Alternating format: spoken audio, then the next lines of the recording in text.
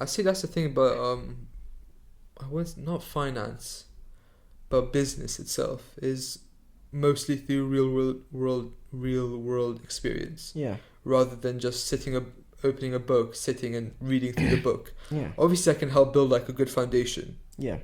Like it's necessary to know like the basics before you go out, but learning actual business, learning how deals are done, Yeah. is just living the real world. Another important aspect of that is what's it called? Being able to communicate properly. So there was like this press conference. So every year, Warren Buffett. Yep.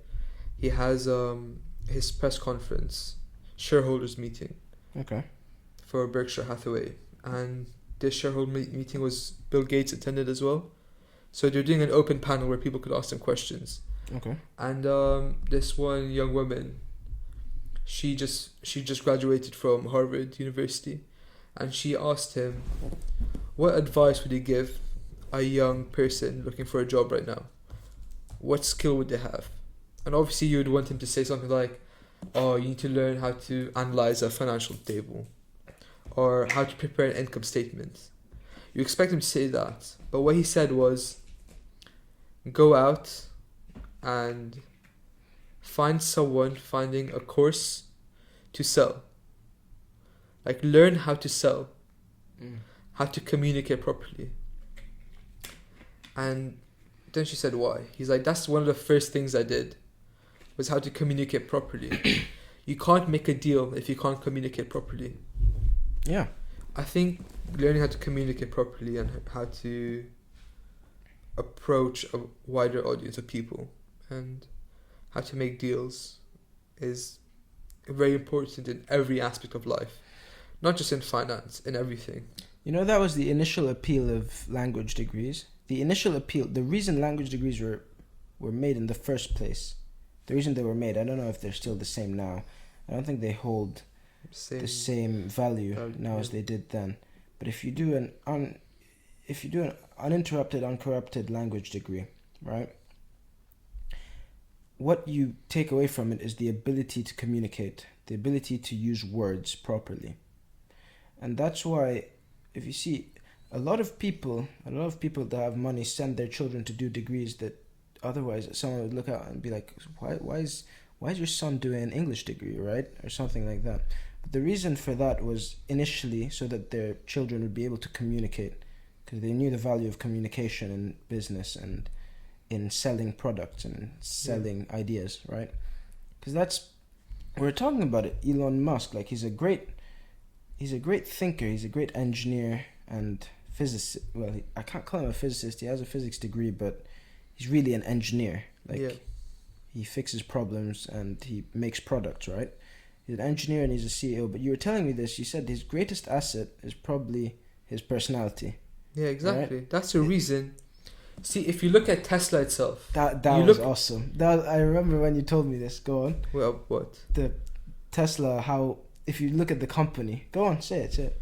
If you look at a company, it's not that valuable of a company. Yeah. At all. You look at companies like Toyota. Yeah. Companies like Ford. 100 times larger than Tesla. Yep. But because it's listed on the stock exchange, its price is driven up by demand. Yep. And everyone wants a piece of Tesla. The reason they want a piece of Tesla is because of Elon Musk. There's companies like Porsche, Volkswagen.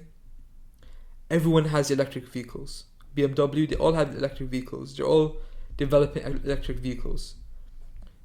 Elon Musk might not be necessarily the best. Tesla might not be the best electric vehicle. Though it's cost efficient at its price point. Yep. It's affordable to the daily consumer. Volkswagen has the same thing. So does Mercedes. But no one buys them. The appeal is Elon. The appeal is Elon himself. Yeah. And the reason he's the richest man on earth is because of how the price of Tesla has skyrocketed. Because people are not investing in Tesla itself. They're investing in the future of electric cars, which they think will be like spearheaded by Elon. Yep. basically. Yeah, I find that really interesting. I find that because you remember the first time we spoke about this, I was like, nah, it's because he's a great engineer. It's not because You know? there's better engineers out there. There's Yeah, better because physicists out there. There's Yeah, people who but it's are just- more innovative. It's just because he has a combination plus his personality his personality makes him so marketable. it 'Cause makes him so likable, and he seems like such an approachable person at the same time, and he seems like someone you can relate to in a way. It's not about relating to him. It's just No, because the things he does is stuff like an everyday person would do, like his his tweets. demographic, like his tweets, yeah, like his jokes on Twitter his jokes on Twitter, just like even like smoking marijuana. when he went on Joe Rogan. Yeah, it's not stuff you would see Bill Gates do. Yeah. You would not see any one of the other 10 Top top yeah. men do, Yeah. like Bernard Arnault Yeah. or Warren Buffett. He just seems like when you look at him, it's like he has a sincere approach to his work, Yeah, and maybe that's the appeal with the people because he spends no money on marketing. yeah, You know, Tesla spends zero money on marketing. yeah. I Their know. marketing is by word of mouth and by people just liking Elon Musk.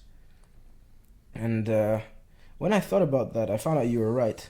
I found that really interesting that personality, based on personality and likability and just who he is, he's able to make his company what it is. Like, and he's We able talked to about this. become It's the same richest thing person with- on the planet. It's similar to Steve Jobs. No, not Steve Jobs. Steve Jobs Similar wasn't to a Steve likable Jobs because guy, he's but a he was- marketable. Yeah. He was amazing at marketing. But he knew how to market. Elon Musk is like, it's the marketing is a byproduct of him. yeah, you know? exactly. It's just it's not you're not investing. You're investing in Tesla, but mainly you're investing in Elon. yeah. You're not investing in the other engineers Yeah. or See, the same thing with Dogecoin. yeah. When you buy Dogecoin, you don't because buy Dogecoin because you think it's going to be a safe investment or it Yeah. will, like, you believe in Dogecoin. You buy it because of Elon. yeah, you buy it because you And believe it has in one of the Elon. largest market caps in the cryptocurrency world. What's its market cap? I have no idea. Should I see it? Should I check it? Yeah. So is it like? I think same with like the Shiba Inu coin as well. Yeah, I think it's just another. Isn't Shiba Inu another dog name? Yeah, Shiba Inu is Japanese dog, but the thing about Shiba Inu is getting pumped a lot by people in Eastern Asia. So people in Taiwan, Thailand, and China. Influencers in those countries are pumping up Shiba Inu for some reason.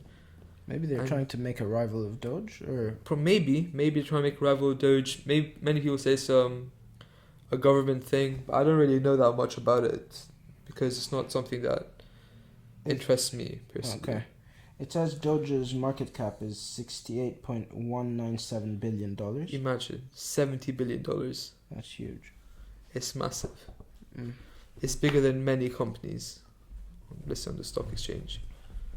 Yeah. I think. Well, I've bought some Doge as well. It's just because of Yeah. just because of Elon Musk. It is just because of I wouldn't look at any. Like the thing is, he just tweets about it for fun. This is his fun. It's just Yeah, like- no, because I think at this point in Elon's life, whatever he does is just for fun. Like he's done he- all the hard work. He's finished. He's done. Put in all the hard work. Yeah, Working 100 hours a week. that's ridiculous. He's finished that part of his life. yeah, Now he has enough time and enough money to have fun, basically.